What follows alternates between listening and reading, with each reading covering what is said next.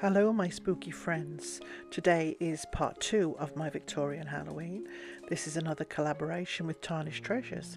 Don't forget to check out her site and see what spectacular decor she has. I've been checking out my Victorian decor and boy did they do things strangely. But it did give me inspiration, so here we go.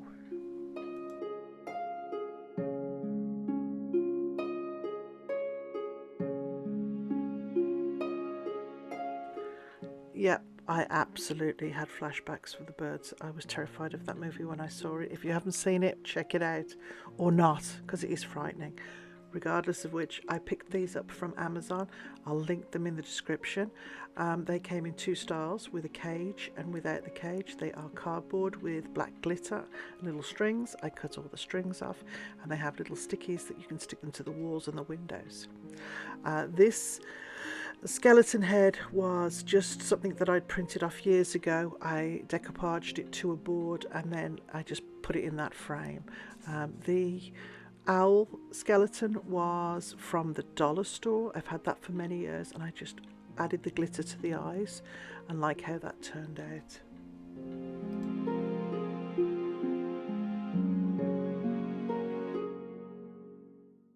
Once again, sticking to my theme, my vintage Victorian thrifted Halloween, I used a lot of candlesticks and a lot of things that were, like I said, that were not specifically themed for Halloween, but I found to be perfect for the decor that I was using. Got all my candlesticks out. These are all my brass candlesticks and I think they look amazing on the table. I had put different coloured candles in but found that all the white, I wish I had all black but I just can't find them. I've thrifted all of these candles and the candlesticks, so obviously if I went out and bought a whole bunch of black candles it would have cost a small fortune, especially this time of year, because I don't know if you've noticed, but if something fits under that theme of Halloween, the prices shoot up. Having said that, the skulls are items that I've had for a long time. A lot of them I picked up either from the dollar store or from Home Sense or that type of store. The hand was from the dollar store, and also the little bats came in a set that I'd had from Amazon probably 4 or 5 years ago now. They have the little stickies on the back. I repurchase little stickies for them and I try and use them every year, and I think they work out. They're really well made. They're made of like a shiny plastic. They go back into storage and they're fantastic. They always come out looking fresh and great. So that is my centerpiece for this year.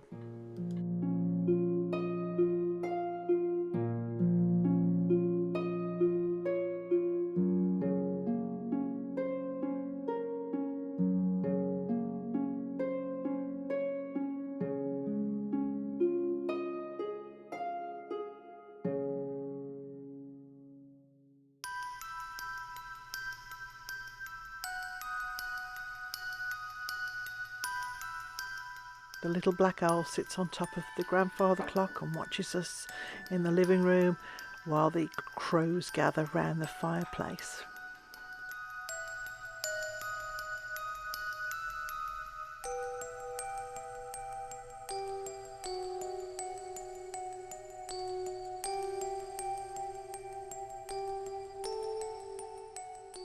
I'm going to apologise for the quality of the film. I'm not sure if it's the time of day that I was filming or whether the camera on my phone is just, it could be. They've just had a new iPhone released and everybody knows if you've got an iPhone, as soon as there's a new release, yours starts to go wrong. So some of the shots are a little misty. It's almost like a cloudy, I don't know what it is, but I apologise.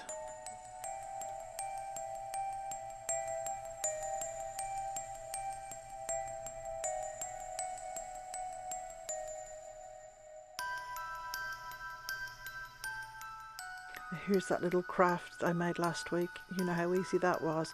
Just a couple of sticks from the garden stuck in the container that I painted black and decoupaged the little poison sign to. The crows are held on with little bits of wire so they don't go anywhere. Oh look, there's Tarquin and Algernon all dressed for the masquerade party. Actually, all I did was take a black marker and just drew on the glass. Hopefully that'll come off after Halloween. Otherwise, those guys are wearing those year round.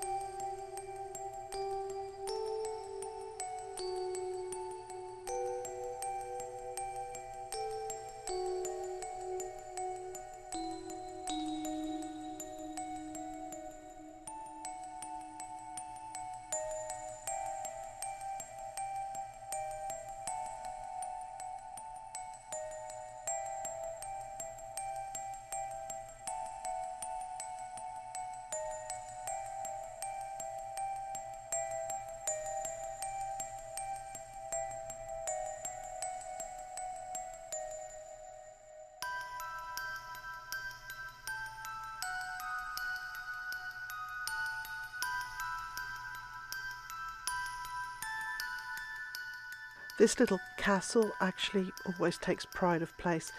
I made this, I think I mentioned it last time in the last video, I made this with my daughters probably over 30 years ago.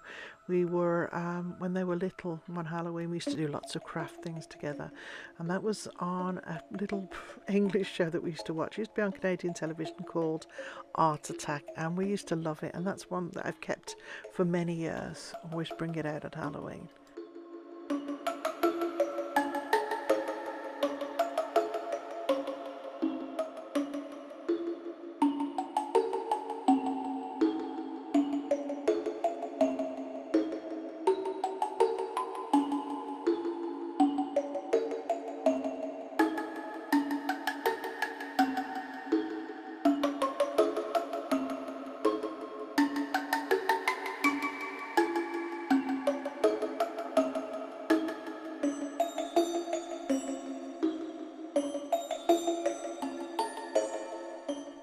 Back to the curio cabinet that I'd done in the last video. I did make a couple of changes in here, moved a few things around, added a few things to it, but it's basically the same. There's a picture of me with my sons, again probably early 2000s. That's another thing that I tend to get out of Halloween. I've got quite a few little pictures that I used to get out of the kids over the years on Halloween. I haven't included all of them this year, but they're lovely to get out and remember.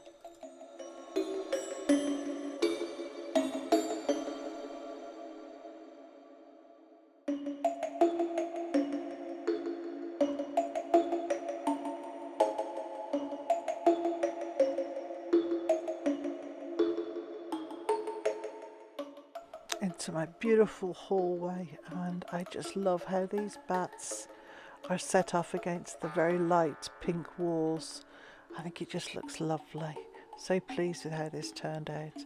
I've always had darker coloured walls when I've used these bats before, so it's nice to see them against a light background, and it really does them justice.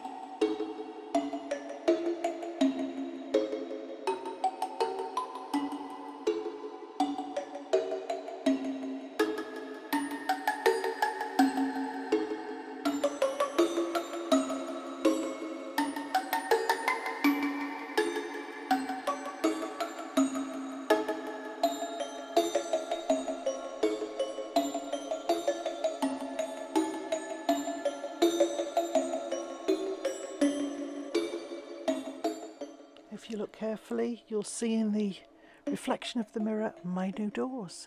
One for the door upstairs, one for the bedroom, and one for the door from the hallway into the living room. I got a beautiful glass panel door which I thought would let the light through, but it's opaque, and that'll be done hopefully for the next video.